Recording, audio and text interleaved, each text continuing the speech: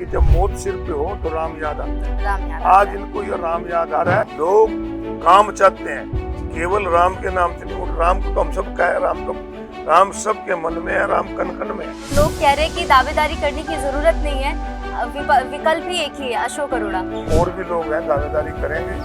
हर व्यक्ति आज परेशानी में है, रोजगार बच्चों को मिला नहीं। तो ये तो चेहरा बदल के लोगों को धोखा देना चाहते हैं। स्थानीय विधायक से जो आज मंत्री हैं, उन्होंने भी इस शहर को केवल लूटने का काम किया है कि अब नौरलाल के नेतृत्व में अगर चुनाव लड़ेंगे तो एक भी सीट नहीं आएगी।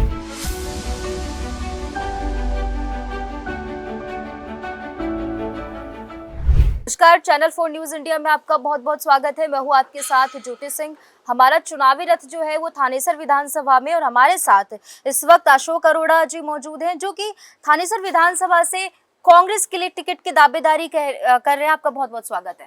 धन्यवाद मैडम। दावेदारी क्या मैं ये कह सकती हूँ, क्योंकि पिछली बार आपको बता दें, पिछली बार के चुनाव में बीजेपी के यहाँ के मौजूदा विधायक हैं सुभाष सुधा, 842 वोटों की मार्जिन से आप चूक गए थे। और हमारे सर्वे के मुताबिक और जिस तरीके से चीज़ें निकलकर सामने आ रही है, जनता आपका नाम सबसे पहले सामने रख रही है। जमींदार हैं, किसान हैं, वो भरोसा जता रहे हैं कांग्रेस से और कह रहे हैं अशोक अरोड़ा, अशोक अरोड़ा। तो दावेदारी कहूं मैं, या आपने कांग्रेस के पास एक ही विकल्प छोड़ा है, अशोक अरोड़ा? नहीं, पार्टी जिसको भी टिकट देगी, अशोक अरोड़ा तो जहाँ भी रहा है एक कार्यकर्ता के रूप में काम किया। और जहाँ तक थानेसर विधानसभा की बात है, थानेसर विधानसभा हमारा अपना एक परिवार है, अपना एक घर है। यहाँ का हर व्यक्ति को हमने एक परिवार का सदस्य माना हुआ है। हमारे लिए राजनीति बाद की बात है, पहले एक परिवार है। हम पैदा यहाँ हुए, हमने सामाजिक जीवन यहाँ शुरू करा, राजनीतिक जीवन यहाँ शुरू किया। तो सामाजिक तौर पे कुरुक्षेत्र जो शहर है या इलाका है, ये हमारा एक परिवार है। और यहाँ के लोगों का मुझे प्यार भी बहुत मिला, यहाँ के लोगों का आशीर्वाद भी मुझे बहुत मिला। और मैं तो शुक्रगुजार हूँ परमात्मा का भी और थानेसर की जनता का। जितनी मैंने कभी इच्छा भी नहीं की थी, उससे ज़्यादा इन लोगों ने दिया और लगातार इनका प्यार मेरे साथ है। और मुझे उम्मीद है कि अगर पार्टी हाईकमान थानेसर विधानसभा से मुझे यहाँ से उम्मीदवार बनाएगा तो निश्चित रूप से मेरे परिवार के लोग हमारा साथ दें। नहीं, दावेदारी तो आप कर रहे हैं, पर लोग कह रहे हैं कि दावेदारी करने की जरूरत नहीं है, विकल्प ही एक ही है, अशोक अरोड़ा। नहीं, ऐसा नहीं होता। पार्टियां, राजनीतिक पार्टियां हैं, इसमें और भी लोग हैं, दावेदारी करेंगे। ये देखना हाईकमान का काम है। मैं कांग्रेस पार्टी का एक कार्यकर्ता हूँ और कांग्रेस पार्टी जिसे भी यहाँ उम्मीदवार बना के भेजेगी उसका साथ दूंगा। अगर कांग्रेस पार्टी ये मुझे मौका देगी तो निश्चित रूप से मेरे कुरुक्षेत्र की जनता, जो मेरा एक परिवार है, मुझे उम्मीद है कि हमने पहले भी कुरुक्षेत्र की सेवा करी। थानेसर के लोगों ने 4 बार मुझे यहाँ से विधायक बनाया और हमने ईमानदारी से लोगों की सेवा की है। और आगे भी अगर जनता मौका देगी तो निश्चित रूप से कुरुक्षेत्र की हमने पहले भी सेवा की, कुरुक्षेत्र का विकास भी किया, कुरुक्षेत्र के बच्चों को रोजगार भी मिला। और आगे भी उसी कर्म को जारी रखते हुए हम कुरुक्षेत्र को, क्योंकि कुरुक्षेत्र जो एक है ये विश्वविख्यात शहर है, ये भगवान कृष्ण की कर्म भूमि है, गीता की जन्म भूमि है। हमारा प्रयास है कि जो इसका स्थान है, इसको स्थान को हम और आगे बढ़ाएं, ताकि कुरुक्षेत्र में आने वाले लोग ये देखें कि हम जिस भगवान कृष्ण कर्म भूमि में आए हैं, ये बहुत सुंदर जगह है। अरोड़ा साहब, एक सवाल और है, क्योंकि जिस तरीके से आप देखिए कि जमींदारों ने गुस्सा दिखाया, किसानों ने गुस्सा दिखाया, और कौन सी ऐसी वजह, क्योंकि वो पोर्टल की बात करते हैं, वो कहते हैं कि हमारा रिलेशन जो है अड़तियों से खराब हो रहा है। क्या आपको लगता है कि ये विधानसभा चुनाव में किसानों का ये जो गुस्सा है, जमींदारों का ये जो विश्वास है दीपेंद्र हुड्डा को लेकर, क्या इससे बहुत बड़ा फर्क पड़ेगा? कुछ कितनी सीटों का अंतर रह जाएगा? पिछले 4.5 साल से, वैसे तो 9.5 साल से हरियाणा प्रदेश में मनोहर लाल जी की सरकार रही। उन्होंने हर व्यक्ति को परेशान किया। जहाँ किसान आंदोलन चला, 7 से ज्यादा लोगों ने अपनी जान दी। इसके साथ साथ हर वर्ग, व्यापारी वर्ग को नाराज किया गया, उनके ऊपर तरह तरह की दिक्कतें लगाई गई। और ये पोर्टल जो फैमिली आईडी, प्रॉपर्टी आईडी, आपकी एनडीसी, ये और सरपंचों की दिक्कत, हर व्यक्ति आज परेशानी में था। रोजगार बच्चों को मिला नहीं, जिसकी वजह से बच्चे नशे में गए, बच्चे रोजगार ना मिलने की तरफ विदेश गए। आज मैं एक बात आपके चैनल से माध्यम से इस सरकार से कहना चाहता हूँ कि आज आपने कल सरपंचों का सम्मेलन किया, एक दिन पहले सरकार का बयान था प्रॉपर्टी आईडी और फैमिली आईडी जो एफिडेविट लोग देंगे हम उसको मान लेंगे एनडीसी के नाम पे। तो 5.25 साल जो खट्टर साहब की सरकार हरियाणा में चली, तो पहले तो इनको माफी मांगनी चाहिए कि इन लोगों ने लोगों को परेशान किया, लोगों पे डंडे बरसाए, लाठियां बरसाई, लोगों की बेइज्जती करने का काम किया। और अब जबकि लोकसभा चुनाव में लोगों ने इनको आईना दिखाया, तो अब इनको ये याद आ रहा है, जैसे हमारे कहावत है कि जब मौत सिर पे हो तो राम याद आता है। राम याद आज इनको ये राम याद आ रहा है। परंतु मैं पहले कहता हूँ कि लोगों की जेब पे जो डाका मारा, जो करप्शन हुई, पहले तो माफी मांगे। और दूसरा, मनोहर लाल के फैसले को जो बदलने का काम कर रहे हैं, इसका मतलब मनोहर लाल गलत थे। मनोहर लाल को बीजेपी से निकाले जाए और केंद्रीय मंत्रिमंडल से उसको निकालकर बीजेपी से भी निकालना चाहिए, क्योंकि उन्होंने हरियाणा प्रदेश की जनता को बहुत बेइज्जत किया। अच्छा, एक बार थानेसर विधानसभा की बात कर लेते हैं, क्योंकि जब हम गांव की ओर हम रवाना हुए, ग्रामीण क्षेत्र में किसान जहां फसलों और पोर्टल से परेशान हैं, तो थानेसर शहरी सिटी की बात करें, शहर में जब हम रवाना हुए तो वहाँ के जो लोग हैं, व्यापारी हैं, चाहे छोटे छोटे लघु उद्योग हैं, या शहर में जो लोग रह रहे हैं, प्रॉपर्टी आईडी की बात, तो प्रॉपर्टी आईडी और पोर्टल से किसान परेशान है, प्रॉपर्टी आईडी से शहर वाले परेशान हैं। तो कहीं ना कहीं बीजेपी जो है, और ये जो टक्कर, ये जो चुनावी टक्कर है, लोग कह रहे हैं कि ये तो एक तरफा ही होने वाला है जी, कैसे देख रहे हैं? मैंने कहा कि पूरा प्रदेश इन पोर्टलों के चक्कर में उलझा दिया। अब किसान की फसल मंडी में जब पानी होती है तो पोर्टल वो पर्ची नहीं उठाता, फसल पक के तैयार है 10 दिन बाद पोर्टल उठाएगा, वो परेशान हो गया। इसके साथ साथ जो ये फैमिली आईडी का है, फैमिली आईडी बनाने वाली कंपनी ने इन्होंने 19 करोड़ में उसके साथ कांटेक्ट किया था और उसको लगभग 60 करोड़ से ऊपर दे भी दिए, और फिर भी उसकी गलतियां, उसको तो ब्लैक लिस्ट कर दिया। परंतु उसकी वजह से जो करप्शन नगर पालिका, नगर परिषद और नगर निगम में हुई, उसका जिम्मेवार कौन है? वो लोग जिम्मेवार हैं जिन्होंने उस कंपनी को ठेका दिया, जिन्होंने प्रॉपर्टी और फैमिली आईडी के नाम से इस प्रदेश के लोगों को परेशान किया। तो वो सरकार तो पिछली जो इन्होंने चेहरा बदला है, आज लोग ये तो चेहरा बदल के लोगों को धोखा देना चाहते हैं, लोग सरकार बदलना चाहते हैं। और जिनका चेहरा बदला है उनको कम से कम लोगों से पब्लिकली माफी मांगनी चाहिए कि मैं गलत था। तो आपको भी लगता है, या आपका क्या मानना है कि थानेसर में अभी जो विधानसभा चुनाव होंगे, क्या कांग्रेस से अगर आपको टिकट मिलता है तो ये एक तरफा चुनाव होगा? निश्चित रूप से कांग्रेस पार्टी अगर मुझे यहाँ चुनाव लड़ने का मौका देती है, तो आज जो जनता का मन है, आज जनता दुखी है इन सब चीजों से, और साथ साथ स्थानीय विधायक से जो आज मंत्री हैं, उन्होंने भी इस शहर को केवल लूटने का काम किया है। आज मुझे उनकी धर्मपत्नी यहाँ पर चेयरपर्सन थी और वो कहते थे कि यहाँ करप्शन हो रही है, मैं दलालों के नाम बताऊंगा, आज तक नहीं बता पाए। यहाँ का जो विधायक है, जनता की सेवा करने की बजाय अपने परिवार की सेवा कर रहे हैं, कॉलोनियां काटने में लगे हुए हैं। जहाँ भी कॉलोनी मिलती है बैटरी लगा लगा के देखते हैं कौन सी जमीन खाली है, रात को बैटरी लगा के देखते हैं, सवेरे उसका सौदा कर लेते हैं, इसके अलावा कोई काम नहीं कर रहे। तो इस बार सुभाष सुधा से टक्कर है या एक तरफा चुनाव? देखिए, ये काम जनता का होता है, जनता फैसला लेती है किसको जिताना है, किसका हराना है। परंतु जो जनता का मन है वो लगता है कि इस बार कांग्रेस के पक्ष में, ना केवल थानेसर की बात करें बल्कि हरियाणा प्रदेश के अंदर भी लोग कांग्रेस की सरकार बनाने का मन बना चुके हैं। केंद्र में क्योंकि लोग कहते हैं, अगर ट्रेंड की बात करें, हरियाणा में जो ट्रेंड है कि केंद्र में जो सरकार होती है, तो हरियाणा में खासकर लोग देखना पसंद करते हैं कि राज्य में भी उनकी सरकार हो।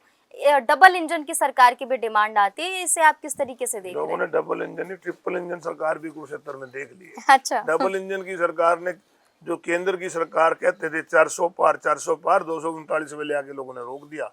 लोग काम चाहते हैं, केवल राम के नाम से नहीं। राम को तो हम सब का है, राम सबके मन में है, राम कन कन में है। परंतु इन्होंने राम को भी व्यापारीकरण करके उसको भी छोटा बना दिया। नारा आता है इनका कि जो राम को लाए हम उनको लाएंगे।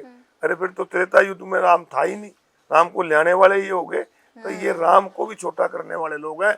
और अहंकार प्रजातंत्र में किसी का नहीं रहा। यहाँ तो उदाहरण देते हैं कि रावण का नहीं रहा, तो अहंकार मोदी का भी तोड़ दिया कि नहीं तोड़ दिया। जो कहते थे 400 पार, आज वो कभी नहीं कहता कि मोदी सरकार, आज कहता है एनडीए सरकार, क्योंकि वो साखियों पे सरकार चलती है, बैसाखियों पे सरकार है। अच्छा, एक और सवाल है, क्योंकि जब ये लोकसभा के चुनाव के नतीजे आए तो लोगों ने बार बार ये बात कही, खास करके बीजेपी की तरफ से ये बातें कही गई कि इस चुनाव में जो ये नतीजे आए हैं इसमें कांग्रेस के द्वारा बरगलाने का काम किया गया, संविधान के बारे में बताकर ये बताया गया कि आपसे आपका अधिकार छीन लिया जाएगा। तो एक जो वर्ग विशेष है, एक जो समुदाय है, उन्होंने इस डर से कि उनसे उनका अधिकार ना छीन जाए, उन्होंने बीजेपी का साथ छोड़ा और कांग्रेस को उन्होंने समर्थन दिया। तो अभी 2 महीने का टाइम है, विधानसभा चुनाव है, क्या आपको लगता है कि बीजेपी घर वापसी करवा पाएगी? कांग्रेस ने और इंडिया गठबंधन ने बरगलाने का काम नहीं किया। इनके स्वयं के बयान थे कि देश के अंदर संविधान में जो बदलाव करना है उसके लिए हमें 400 सीटें चाहिए। तो देश की जनता बाबा साहब के संविधान को नमन करती है, जिसमें हम सबको अधिकार मिले हुए हैं। बयान बीजेपी ने दिया, पर राहुल गांधी ने रिमाइंडर दिलवाने का काम किया है। राहुल गांधी जी ने इस संविधान की रक्षा के लिए, इस देश में प्रजातंत्र बचा रहे, इसके लिए देश से नफरत खत्म हो, 3000 किलोमीटर से ऊपर पैदल चले, गर्मी सर्दी की उन्होंने परवाह नहीं करी और देश की जनता ने उन्होंने साथ दिया। जो लोग इनकी मंशा थी कि देश के संविधान को बदलें, क्योंकि आरएसएस विचारधारा के लोग हैं और इन्होंने तो संविधान बदलने की बात कहते हो ना, बरगलाने का काम किया। हरियाणा प्रदेश के अंदर मनोहर लाल की सरकार ऐसी चली जिन्होंने संविधान को माना ही नहीं। अब संविधान के अंदर हमारे जो आरक्षण है नौकरियों में 27% बैकवर्ड का है, 20% एससी का है, 47% आरक्षण इन्होंने पक्की नौकरी किसी को दी नहीं। कौशल विकास में नौकरी थी ना, तो उसमें मेरिट और ना रिजर्वेशन। उनको 47% लोग जो थे उनका हक मारने का काम इन लोगों ने किया। एक तरफ तो हुड्डा साहब की सरकार थी जो ठेके पे नौकरियां लगती थी, प्राइवेट आदमी लगाते थे, उनमें भी आरक्षण था। ये सरकार ने नौकरी लगाई, उनका आरक्षण खा के संविधान का उल्लंघन करने का काम खट्टर साहब ने किया। हरियाणा में एक नारा दिया गया था, ना पर्ची ना खर्ची। ये जो 1 लाख वो नौकरी दी है, ये किसकी पर्ची पे लगी है? ये बता दो ना पहले, कौन सी मेरिट है इस पे, कौन सा आवेदन लिया गया था? ये सारी इनकी पर्चियों से लगी और खर्ची इनके एमएलए एमपी की जेब में। आप एक पर्ची खर्ची की मैडम बात करते हो, आप जर्नलिस्ट हो, आप इसमें देखो कि जिसके एचपीएससी के दफ्तर में पैसे पकड़े जाते हो, एसएससी कमीशन के दफ्तर में पैसे पकड़े जाते हो, इनके जो आईएएस अधिकारी थे वो जेल में जाते हो पैसे लेते हुए, इनके जो चेयरमैन थे उनको बदल दिया जाता हो, और फिर भी ये खर्ची पर्ची ईमानदारी की बात करते हैं। अगर यही ईमानदार सरकार थी तो फिर बेईमान सरकार तो हो ही नहीं सकती देश में कोई। अच्छा, एक और सवाल है, क्योंकि देखिए पर्ची खर्ची की बात हुई, हमेशा हर बार ये बात बीजेपी के द्वारा भी कही गई, कांग्रेस के भी द्वारा। अभी जब हम सर्वे कर रहे थे तो कई पक्षधर जो कांग्रेस के, वो कह रहे हैं कि बीजेपी में वैसे कोई नेता ही नहीं बचे। इस बार जो चुनाव के जो नतीजे आए लोकसभा में, वो सारे कांग्रेस के ही तो नेता थे। ये लोग जो कांग्रेस से बाहर होते हैं उन पे तो भ्रष्टाचार के आरोप लगाते हैं, उनको जेल में भेज देते हैं, और वही लोग जब इनकी पार्टी में शामिल करते हैं उनको टिकट दे के लोगों के बीच में भेज देते हैं। बीजेपी का जो कार्यकर्ता है जिन्होंने दरी बिछाई थी, आज वो भी इनसे दुखी है। और यही कारण है कि हरियाणा प्रदेश में इस बार लगता है कि जैसे 1987 में लोकदल 85 सीटें जीत के आया था, इस बार कांग्रेस पार्टी 85 सीटें जीतेगी। 85 सीटें कांग्रेस इस बार जीत रही है हरियाणा में। बिल्कुल। किरण चौधरी कांग्रेस छोड़ के बीजेपी में शामिल हो चुकी हैं, कितना फायदा मिलेगा बीजेपी को इससे? किसके जाने से आने से कोई फर्क नहीं पड़ता, पार्टी बड़ी होती है और चुनाव के समय लोग आते रहे जाते रहे, और मेरे कहने की तो लोड़ ही नहीं। मनोहर लाल जी ने कह दिया था कि इनकी आत्मा तो हमारे साथ थी, वो आत्मा में लीन हो गई, देखते हैं उनको कैसा पैदा होता है। आत्मा में लीन हो गई है। इस एक और नारा आपके द्वारा दिया गया था, आपकी पार्टी के द्वारा, कि लोकसभा में हाफ और विधानसभा में साफ।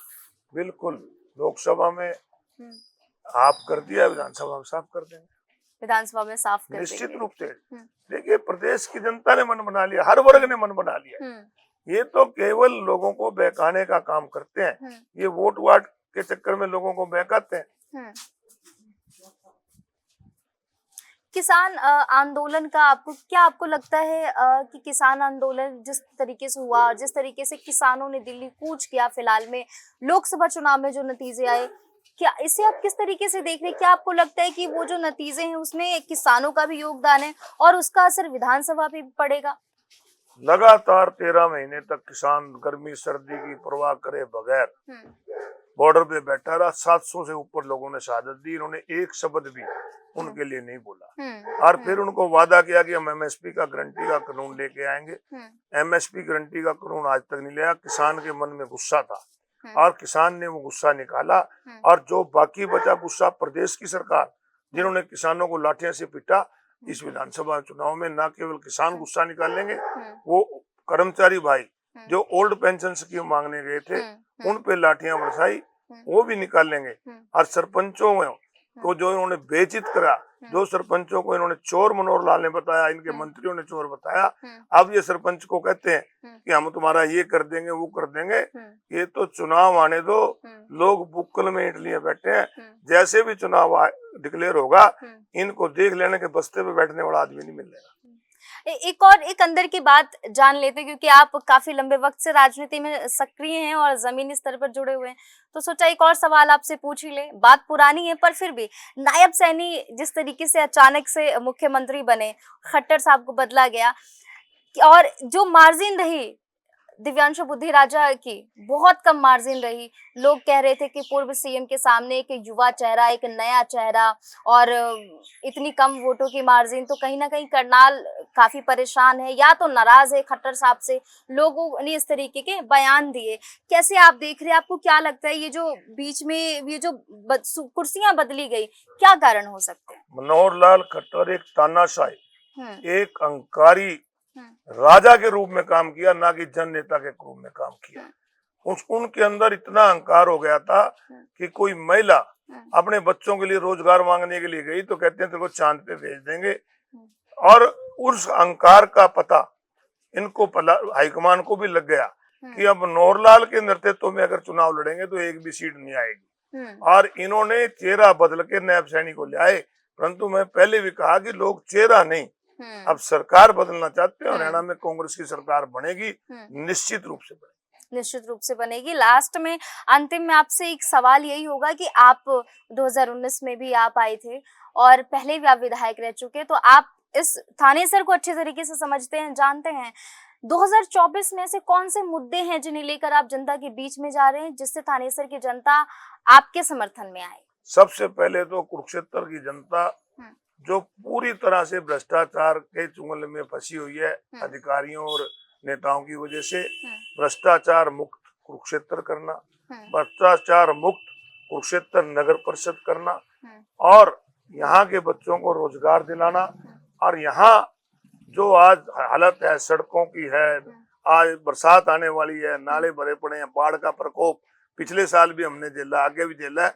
कुरुक्षेत्र में ऐसी कोई समस्या ना बचे जिससे कुरुक्षेत्र की जनता को परेशान होना पड़े, ये अशोक अरोड़ा का संकल्प है। मैं कह रहा था कि कुरुक्षेत्र की जनता को कोई दिक्कत ना हो, ये अशोक अरोड़ा का संकल्प है।